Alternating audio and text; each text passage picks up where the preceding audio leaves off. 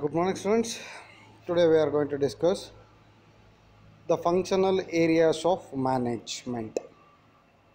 So last class ಒಳಗೆ ನಾವು management ಅಂದರೆ ಏನು, ಮ್ಯಾನೇಜ್ಮೆಂಟಿಗೆ ಇರ್ತಕ್ಕಂಥ ಅಥವಾ ಮ್ಯಾನೇಜರ್ಗೆ ಇರಬೇಕಾಗಿರ್ತಕ್ಕಂಥ ಕ್ವಾಲಿಟೀಸನ್ನು ನಾವು ನೋಡ್ತಾ ಹೋದ್ವಿ. ಸೊ ಇವತ್ತು ನಾವು ಫಂಕ್ಷನಲ್ ಏರಿಯಾಸ್ ಯಾವುದು ಅನ್ನೋದನ್ನು ನೋಡ್ತಾ ಹೋಗೋಣ. ಫಂಕ್ಷನಲ್ ಏರಿಯಾಸ್ ಅಂದರೆ ಸೊ ಎಲ್ಲೆಲ್ಲಿ ಮ್ಯಾನೇಜ್ಮೆಂಟನ್ನು ನಾವು ಈಸಿಯಾಗಿ ಅಡಾಪ್ಟ್ ಮಾಡ್ತಾ ಹೋಗ್ಬೋದು ಅಥವಾ ತುಂಬ ಇಂಪಾರ್ಟೆಂಟಾಗಿ ಎಲ್ಲಿ ಮ್ಯಾನೇಜ್ಮೆಂಟು ಅಡಾಪ್ಟ್ ಆಗಬೇಕು ಅನ್ನೋದನ್ನು ನಾವಿಲ್ಲಿ ನೋಡ್ತಾ ಹೋಗೋಣಂತೆ one by one. First one ನಾವು ಪ್ರೊಡಕ್ಷನ್ ಮ್ಯಾನೇಜ್ಮೆಂಟ್ ಅಂತ ಕರಿತಾ ಹೋಗ್ತೀವಿ. ಸೊ ಏನು ಪ್ರೊಡಕ್ಷನ್ ಮ್ಯಾನೇಜ್ಮೆಂಟ್ ಅಂತಂತಂದರೆ, production management is the process of effective planning regulating the operation of that selection of an enterprise which is responsible for the actual transformation of materials into finished product. ಏನಪ್ಪ ಅಂತಂದರೆ ಯಾವುದನ್ನು production management ಅಂತ ಕರಿತೀವಿ ಅಂತಂದರೆ ಇಲ್ಲಿ ಇದೊಂದು process. Last ನಾವು ಓದಿದ್ವಿ planning ಬಗ್ಗೆ. ಓಕೆ, ಸೊ ಪ್ಲಾನಿಂಗ್ ಒಳಗೆ ಏನು ಮಾಡ್ತಾ ಹೋಗ್ತೀವಿ, ಮುಂಚೆನೇ ನಾವು ಡಿಸೈಡ್ ಮಾಡ್ತಾ ಹೋಗ್ತೀವಿ ಸೊ ಹೆಂಗಿರಬೇಕು ನಮ್ಮ ಪ್ರಾಡಕ್ಟು ಅಂತ. ಇಲ್ಲೂ ಅಷ್ಟೇ, ಇದು ಪ್ರೊಸೆಸ್ಸು. ಪ್ಲಾನಿಂಗ್ ಏನಿರ್ತತ್ತಲ್ಲ ಸೊ ಅದನ್ನು ಎಕ್ಸಿಕ್ಯೂಷನ್ ಮಾಡ್ತಕ್ಕಂಥ ಪ್ರೊಸೆಸ್ ಆಗಿರುತ್ತೆ. ಸೊ ಇಲ್ಲಿ ನೀವು ಯಾವ ಥರದ ಎಂಟರ್ಪ್ರೈಸನ್ನು ಸೆಲೆಕ್ಟ್ ಮಾಡ್ತಾ ಹೋಗ್ತೀರಾ. ಸೊ ಅಂದರೆ ಲಾರ್ಜ್ ಸ್ಕೇಲೋ, ಸ್ಮಾಲ್ ಸ್ಕೇಲೋ, ಅಥವಾ ಇನ್ನೊಂದು ಯಾವುದೋ product, service oriented, production oriented, ಈ ಥರದ್ದನ್ನು ನಾವು ಇಲ್ಲಿ ಮುಂಚೆನೇ ಡಿಸೈಡ್ ಮಾಡ್ತಾ ಹೋಗ್ತೀವಿ. ಎಂಟರ್ಪ್ರೈಸನ್ನು ಸೆಲೆಕ್ಟ್ ಮಾಡ್ತೀವಿ which is responsible for the actual transformation of material into finished product. So production ಮ್ಯಾನೇಜ್ಮೆಂಟಿನ ತುಂಬ ಇಂಪಾರ್ಟೆಂಟ್ ಫಂಕ್ಷನ್ ಏನಪ್ಪ ಅಂತಂದರೆ, ಸೊ ರಾ ಮೆಟೀರಿಯಲನ್ನು ಫಿನಿಶ್ಡ್ ಗೂಡ್ಸ್ ಆಗಿ ಕನ್ವರ್ಟ್ ಮಾಡ್ತಕ್ಕಂಥದ್ದು. ಅಂದರೆ ನೀವೇನು ರಾ ಮೆಟೀರಿಯಲ್ ತೊಗೊಂಡಿರ್ತಾರೋ ಸೊ ಅದು ಫಿನಿಶ್ಡ್ ಗೂಡ್ಸ್ ಆಗಿ ಕನ್ವರ್ಟ್ ಆಗ್ತಾ ಹೋಗ್ಬೇಕಾಗತ್ತೆ. ಸೊ ಇಲ್ಲಿ ತುಂಬ ಇಂಪಾರ್ಟೆಂಟ್ ಪ್ರೋಸೆಸ್ ಆಗಿರುತ್ತೆ ಮ್ಯಾನೇಜ್ಮೆಂಟ್ ಒಳಗೆ. ಯಾಕೆ ಅಂತಂದರೆ ಸೊ ಇಲ್ಲಿ ಮೆಟೀರಿಯಲ್ ಇನ್ವಾಲ್ವ್ ಆಗಿರುತ್ತೆ. ಸೊ ನೀವು ಮೆಟೀರಿಯಲನ್ನು ಚೆನ್ನಾಗಿ ಫಿನಿಶ್ ಮಾಡಿ ಸೊ ಅದನ್ನು ಔಟ್ಪುಟ್ಟನ್ನು ಕೊಡ್ತಾ ಹೋದರೆ then it will be very easy. ಒಳ್ಳೆ ಪ್ರಾಡಕ್ಟು ಕೊಡ್ತಾ ಹೋಗ್ಬೇಕಾಗತ್ತೆ. ಸೊ ಅವಾಗ ಈಸಿಯಾಗಿ ಏನು ಮಾಡ್ತಾ ಹೋಗ್ಬೋದು ಅಂತಂದರೆ we can achieve what we want. So ನಮಗೆ ಏನು ಬೇಕೋ ಅದನ್ನು ನಾವು ಈಸಿಯಾಗಿ ಅಚೀವ್ ಮಾಡ್ತಾ ಹೋಗ್ಬೇಕಾಗತ್ತೆ. ಸೊ ಹಾಗಾಗಿ ಪ್ರೊಡಕ್ಷನ್ ಮ್ಯಾನೇಜ್ಮೆಂಟು ತುಂಬ ಇಂಪಾರ್ಟೆಂಟಾಗಿ ನಮಗಿಲ್ಲಿ ಬೇಕಾಗ್ತಾ ಹೋಗುತ್ತೆ. ನೆಕ್ಸ್ಟ್ ಫೈನಾನ್ಷಿಯಲ್ ಮ್ಯಾನೇಜ್ಮೆಂಟ್ ಅಂತ ಕರಿತಾ ಹೋಗ್ತೀವಿ.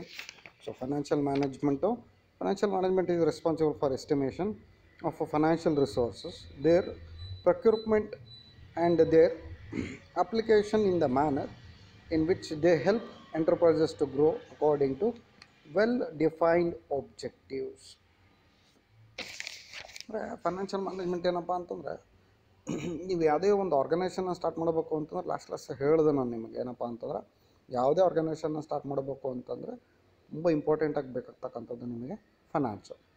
ಸೊ ಇದು ಫೈನಾನ್ಸು ಎಷ್ಟು ಬೇಕಾಗುತ್ತೆ, ಯಾವಾಗ ಬೇಕಾಗುತ್ತೆ, ಸೊ ಇದು ರಿಕ್ವೈರ್ಮೆಂಟು ನಮಗೆ ತುಂಬ ಇಂಪಾರ್ಟೆಂಟಾಗಿ ಬೇಕಾಗ್ತಾ ಹೋಗುತ್ತೆ. ಸೊ ಅದನ್ನು ನೀವು ಹಿಂಗೆ ಮ್ಯಾನೇಜ್ ಮಾಡ್ತಾ ಹೋಗ್ತೀರಾ. ಯಾಕೆ ಅಂತಂದರೆ ದುಡ್ಡು ತುಂಬ ಕಡಿಮೆನೂ ಆಗಬಾರ್ದು, ಅದೇ ರೀತಿ ಜಾಸ್ತಿನೂ ಆಗಬಾರ್ದು. ಸೊ ನಮಗೆ ಎಷ್ಟು ಅವಶ್ಯಕತೆ ಆಯಿತೋ ಸೊ ಅಷ್ಟನ್ನು ಎಷ್ಟು ಚೆನ್ನಾಗಿ ನೀವು ಬಳಸ್ಕೊತಾ ಹೋಗ್ತೀರಾ. ಸೊ ಎಷ್ಟು ಚೆನ್ನಾಗಿ ಅದನ್ನು ನೀವು ಈ ರಿಸೋರ್ಸಸನ್ನು ಯೂಸ್ ಮಾಡ್ತಾ ಹೋಗ್ತೀರೋ ಅಷ್ಟು ನೀವೇನು ಮಾಡ್ತಾ ಹೋಗ್ತೀರಾ ಅಂತಂದರೆ you are going to make profit. So ಅನ್ನೆಸೆಸರಿಯಾಗಿ ನೀವು ಬಳಸ್ತಾ ಹೋದರೆ ಸೊ ಯು ಕ್ಯಾನ್ ಇನ್ಕರ್ ಲಾಸಸ್ಸನ್ನು ಇನ್ಕರ್ ಮಾಡ್ತಾ ಹೋಗ್ಬೇಕಾಗುತ್ತೆ. ಸೊ ಅದಕ್ಕೆ ಏನು ಮಾಡ್ತಾರೆ ಅಂತಂದರೆ ಫಸ್ಟು ಫೈನಾನ್ಸನ್ನು ಹಿಂಗೆ ಕಲೆಕ್ಟ್ ಮಾಡ್ತಾ ಹೋಗ್ತೀರಾ. ಅಂದರೆ ನಾನು ಹೇಳಿದೆ ಲಾಸ್ಟ್ ಏನಪ್ಪ ಅಂತಂದರೆ ಸೋರ್ಸಸ್ ಯಾವುದು, long term sources, short term sources, medium term sources. So ಅದನ್ನು ಸೋರ್ಸಸನ್ನು ಆದಮೇಲೆ ನಿಮಗೆ ಎಷ್ಟು ರಿಕ್ವೈರ್ಮೆಂಟ್ ಐತೆ ಅದನ್ನು ನೀವು ಕಲೆಕ್ಟ್ ಮಾಡ್ಕೊಂಡ್ಮೇಲೆ ಅದನ್ನು ಯಾವ ಥರ ಬಳಸ್ತಾ ಹೋಗ್ತೀರಾ, ಅಲೋಕೇಶನ್ ಯಾವ ಥರ ಮಾಡ್ತಾ ಹೋಗ್ತೀರಾ. ಸೊ ಅಲೋಕೇಶನ್ ತುಂಬ ಇಂಪಾರ್ಟೆಂಟಾಗಿ ಬೇಕಾಗ್ತಾ ಹೋಗುತ್ತೆ ನಿಮಗೆ. ಸೊ ಹೀಗೆ ಅಲೋಕೇಟ್ ಮಾಡ್ತಾ ಹೋಗ್ತೀರಾ. ಅನ್ನೆಸೆಸರಿ ಆಗಿರೋದಕ್ಕೆ ಜಾಸ್ತಿ ಅಮೌಂಟನ್ನು ನೀವು ಇನ್ವಾಲ್ವ್ ಮಾಡೋ ಹಾಗಿಲ್ಲ. ಸೊ ನೆಸೆಸರಿ ಇರೋದಕ್ಕೆ ನೀವು ಕಡಿಮೆ ಮಾಡೋ ಹಾಗಿಲ್ಲ. ಸೊ ಈ ಥರದೊಳಗೆ ಪ್ರಾಪರಾಗಿ ನಾವೇನು ಮಾಡ್ತಾ ಹೋಗ್ತೀವಿ ಅಂತಂದರೆ ಅಲೋಕೇಟ್ ಮಾಡ್ತಾ ಹೋಗ್ತೀವಿ. ಅದ್ರ ಜೊತೆಗೆ ಅದಾದಮೇಲೆ ಮಾನಿಟರ್ ಮಾಡ್ತಾ ಹೋಗ್ಬೇಕಾಗತ್ತೆ ನೀವು. ಸೊ ಎಷ್ಟು ರಿಟರ್ನ್ಸ್ ಬರ್ತಾ ಐತೆ, ಯಾವುದರಿಂದ ನಮಗೆ ಜಾಸ್ತಿ ರಿಟರ್ನ್ಸ್ ಬರ್ತಾ ಐತೆ, ಯಾವುದರಿಂದ ನಮಗೆ ಕಡಿಮೆ ರಿಟರ್ನ್ಸ್ ಬರ್ತಾ ಐತೆ. ಯಾಕೆ ಅಂತಂದರೆ ನಿಮಗೆ ಜಾಸ್ತಿ ರಿಟರ್ನ್ಸ್ ಬರ್ತಾ ಇರ್ತಾರ ಕಡೆಗೆ ನಾವು ಜಾಸ್ತಿ ಇನ್ವೆಸ್ಟ್ಮೆಂಟನ್ನು ಮಾಡ್ತಾ ಹೋಗ್ಬೋದು. ನಮಗೆ ಯಾವುದು ಕಡಿಮೆ ಇನ್ವೆಸ್ಟ್ಮೆಂಟ್ ಮಾಡ್ತಾ ಐತೆ ಅದ್ರ ಯೋಚನೆ ಮಾಡಬೇಕಾಗತ್ತೆ ಇನ್ವೆಸ್ಟ್ಮೆಂಟ್ ಮಾಡೋಕ್ಕೆ. ಕೆಲವು ನಮ್ಮದು ಲಾಸಸ್ ಆಗ್ತಾ ಐತೆ ಅಂತಂದಾಗ initially we have to take certain steps. So ಈ ಥರದ್ದನ್ನು ನಾವು ತುಂಬ ಇಂಪಾರ್ಟೆಂಟಾಗಿ ಏನು ಮಾಡ್ತಾ ಹೋಗ್ತೀವಿ ಅಂತಂದರೆ ಸೊ ಫೈನಾನ್ಷಿಯಲ್ ಮ್ಯಾನೇಜ್ಮೆಂಟ್ ಅಂತ ನೋಡ್ತಾ ಹೋಗ್ತೀವಿ. ಸೊ ನೆಕ್ಸ್ಟು ಪರ್ಸನಲ್ ಮ್ಯಾನೇಜ್ಮೆಂಟ್ ಅಂತ ಕರಿತಾ ಹೋಗ್ತೀವಿ. Personal management is according to way obtaining the maintaining of satisfactory and satisfied work force ಅಂತ ಕರಿತೀವಿ. ಅಂದರೆ ಇಲ್ಲಿ ನಮಗೆ ಹ್ಯೂಮನ್ ರಿಸೋರ್ಸಸನ್ನು ನಾವು ಇನ್ವಾಲ್ವ್ ಮಾಡಿರೋದ್ರಿಂದ ನಮಗೆ ಇದು ತುಂಬ ಇಂಪಾರ್ಟೆಂಟಾಗಿ ಬೇಕಾಗ್ತಾ ಹೋಗುತ್ತೆ. ಪರ್ಸ್ನಲ್ ಮ್ಯಾನೇಜ್ಮೆಂಟ್ ಅಂದರೆ ನೀವು ಯಾರನ್ನು ಇನ್ವಾಲ್ವ್ ಮಾಡಿದಿರೋ ಸೊ ಅವರು ಎಷ್ಟು ಎಫಿಷಿಯೆಂಟಾಗಿ ಕೆಲಸ ಮಾಡ್ತಾ ಇದ್ದಾರೆ, ಅದರ ಜೊತೆಗೆ ಅವರು ಸ್ಯಾಟಿಸ್ಫೈಡ್ ಆಗಿದ್ದಾರಾ ಆ ವರ್ಕ್ ಒಳಗೆ. ಯಾಕಂದರೆ ನೀವು ಎಷ್ಟು ಸ್ಯಾಟಿಸ್ಫೈಡ್ ಆಗಿರ್ತಾರೋ ನಿಮ್ಮ ವರ್ಕ್ ಒಳಗೆ ಅಷ್ಟು ಎಫಿಷಿಯೆಂಟಾಗಿ ನೀವೇನು ಮಾಡ್ತಾ ಹೋಗ್ಬೋದು ಅಂತಂದರೆ ಕೆಲಸನ ಮಾಡ್ತಾ ಹೋಗ್ಬೋದು. If you are not satisfied with your work, so ನೀವೇನು ಮಾಡ್ತಾ ಹೋಗ್ತೀರಾ ಅಂತಂದರೆ ನಿಮ್ಮ ವರ್ಕನ್ನು ತುಂಬ ಎಫಿಷಿಯೆಂಟಾಗಿ ಮಾಡೋಕ್ಕೆ ಸಾಧ್ಯ ಇಲ್ಲ. ಸೊ ಆ ಥರದೊಳಗೆ ಏನು ಮಾಡಬೇಕು ಅಂತಂದರೆ as a person, as a worker, first you have to get satisfaction from your work. So ನಿಮಗೆ ಸ್ಯಾಟಿಸ್ಫ್ಯಾಕ್ಷನ್ ಇತ್ತು ನಿಮ್ಮ ವರ್ಕ್ ಮೇಲೆ ಅಂತಂದರೆ so obviously it will impact on the production. ನಿಮಗೆ ಸ್ಯಾಟಿಸ್ಫ್ಯಾಕ್ಷನ್ ಇರೋದಲ್ಲ ಇದ್ದರೆ ಸೊ ಪ್ರೊಡಕ್ಷನ್ ತುಂಬ ಚೆನ್ನಾಗಿ ಆಗೋಕ್ಕೆ ಸಾಧ್ಯ ಇಲ್ಲ. Okay, so next marketing management ಅಂತ ಕರಿತಾ ಹೋಗ್ತೀವಿ. ಸೊ ಮಾರ್ಕೆಟಿಂಗ್ ಮ್ಯಾನೇಜ್ಮೆಂಟ್ ಒಳಗೆ ಏನಪ್ಪ ಅಂತಂದರೆ marketing management is concerned with direction of purposeful activity towards attaining marketing goals ಅಂತ ಕರಿತಾ ಹೋಗ್ತೀವಿ. ಅಂದರೆ ನೀವೇನು ಪ್ರಾಡಕ್ಟನ್ನು ಪ್ರೊಡ್ಯೂಸ್ ಮಾಡಿದ್ರಲ್ಲ ಸೊ ಅದನ್ನು ನೀವು ಹೀಗೆ ಮಾರ್ಕೆಟ್ ಮಾಡ್ತಾ ಹೋಗ್ತೀರಾ, ಜನಕ್ಕೆ ತಲುಪಬೇಕಲ್ಲ. ನೀವು ಒಂದು ಪ್ರಾಡಕ್ಟನ್ನು ಪ್ರೊಡ್ಯೂಸ್ ಮಾಡಿ ನಿಮ್ಮ ಹತ್ರಕ್ಕೆ ನೀವು ಇಟ್ಕೊಂಬಿಟ್ರೆ ಅದು ಸರ್ವ್ ಆಗಲ್ಲ ನಿಮ್ಮ ಪರ್ಪಸ್ಸು. ಸೊ ಅದು we have to sell that. So ಅದನ್ನು ನಾವು ಸೆಲ್ ಮಾಡಬೇಕಾಗತ್ತೆ. ಯಾರಿಗೆ ಸೆಲ್ ಮಾಡಬೇಕು? ಜನಕ್ಕೆ ಸೆಲ್ ಮಾಡಬೇಕು. ಜನ ಯಾವಾಗ ಪರ್ಚೇಸ್ ಮಾಡ್ತಾರೆ ಅಂತಂದರೆ when they are having awareness about your product. ನಿಮ್ಮ ಪ್ರಾಡಕ್ಟ್ ಬಗ್ಗೆ ಅವರಿಗೆ ಅವೇರ್ನೆಸ್ ಇರಬೇಕಾಗತ್ತೆ. ಅದಕ್ಕೆ ಯಾವಾಗಲೂ ನೋಡಿರಿ, ಸುಮ್ಮನೆ ನೀವು ಗಮನಿಸ್ತಾ ಹೋಗ್ರಿ. ಸೊ ಯಾವುದೇ ಹೊಸ ಪ್ರಾಡಕ್ಟ್ ಬಂತು ಅಂತಂದರೆ they advertise more and more. ಈಗ ಯಾವುದು ಬೇಡ, ಇತ್ತೀಚೆಗೆ ನೀವು ಗಮನಿಸ್ತಾ ಇದ್ದೀರಾ ಅಂತ ಅನ್ಕೊತೀನಿ, ಟಿ ವಿ ಒಳಗೆ ಈ ವಡಾಫೋನು ಮತ್ತು ಐಡಿಯಾದವರು ಮರ್ಜಾಗಿ ಸೊ ಹೊಸ ಕಂಪ್ನಿಯನ್ನು ಮಾಡಿದ್ದಾರೆ, ವಿ ಅಂತ ಕಂಪನಿ. ಸೊ ಜನಕ್ಕೆ ಅದು ಗೊತ್ತಿರಲಿಲ್ಲ. ಐಡಿಯಾ ವಡಾಫೋನ್ ಮರ್ಜ್ ಆಗ್ತತೆ ಅನ್ನೋದು ಗೊತ್ತಿತ್ತು, ಬಟ್ ಆದರೆ ಕಂಪನಿ ಹೆಸರೇನು ಅಂತ ಗೊತ್ತಿರಲಿಲ್ಲ. Hopefully we have no that.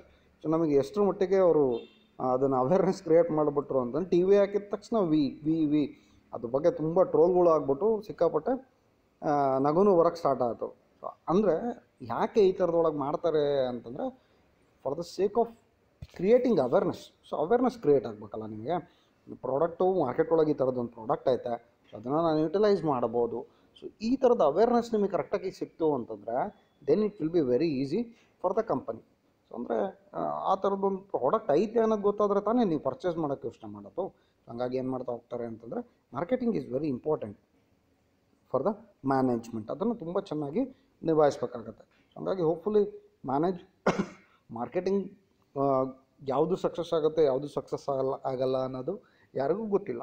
Then also they try to create awareness about the product. So ಪ್ರಾಡಕ್ಟಿಗೆ ಅವೇರ್ನೆಸ್ಸನ್ನು ಕ್ರಿಯೇಟ್ ಮಾಡ್ತಾ ಹೋಗ್ತಾರೆ. ಯೂಶ್ವಲಾಗಿ ತುಂಬ ಜಾಸ್ತಿ ಅಡ್ವರ್ಟೈಸಿಂಗ್ ಯಾವಾಗ ಅಂತಂದರೆ ಇಂಟ್ರೊಡಕ್ಷನ್ ಅಥವಾ ಫಸ್ಟಿಗೆ ಬಂದಾಗ ತುಂಬ ಅಡ್ವರ್ಟೈಸ್ಮೆಂಟನ್ನು ಕೊಡ್ತಾ ಹೋಗ್ತಾರೆ. When the product is having awareness, so ಪ್ರಾಡಕ್ಟಿಗೆ ಅವೇರ್ನೆಸ್ ಸಿಕ್ಕಾಗ ಏನು ಮಾಡ್ತಾ ಹೋಗ್ತಾರೆ ಅಂದರೆ they are going to reduce the marketing ಅಥವಾ ಅಡ್ವರ್ಟೈಸಿಂಗನ್ನು ಏನು ಮಾಡ್ತಾ ಹೋಗ್ತಾರೆ ಅಂತಂದರೆ ಕಡಿಮೆ ಮಾಡ್ತಾ ಹೋಗ್ತಾರೆ. Okay, so last point is office management ಅಂತ ಕರಿತೀವಿ. The manipulation and control of the man, method, machineries and materials to achieve the best possible results of the higher possible quality with the expenditure of least possible effect and expenses in shortest possible time and in the acceptable manner to top management.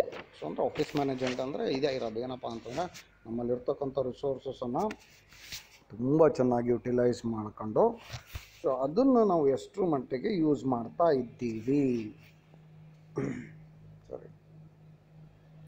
ಅದನ್ನು ಎಷ್ಟರ ಮಟ್ಟಿಗೆ use ಮಾಡ್ತಾ ಇದ್ದೀವಿ.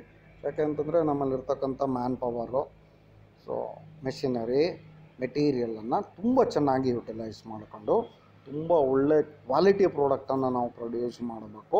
So ಅದ್ರ ಜೊತೆಗೆ saving time. So ನೀವು ಎಷ್ಟು ಟೈಮನ್ನು ಸೇವ್ ಮಾಡ್ತಾ ಹೋಗ್ತೀವಿ ಅಷ್ಟು ಪ್ರಾಡಕ್ಟನ್ನು ನಾನು ಜಾಸ್ತಿ ಮಾಡ್ತಾ ಹೋಗ್ಬೋದು. ಸೊ ಅದ್ರ ಜೊತೆಗೆ ಮ್ಯಾಕ್ಸಿಮಮ್ ಎಫರ್ಟ್ಸನ್ನು ಹಾಕಬೇಕು ಅಂತ ಹೇಳ್ತಾರೆ.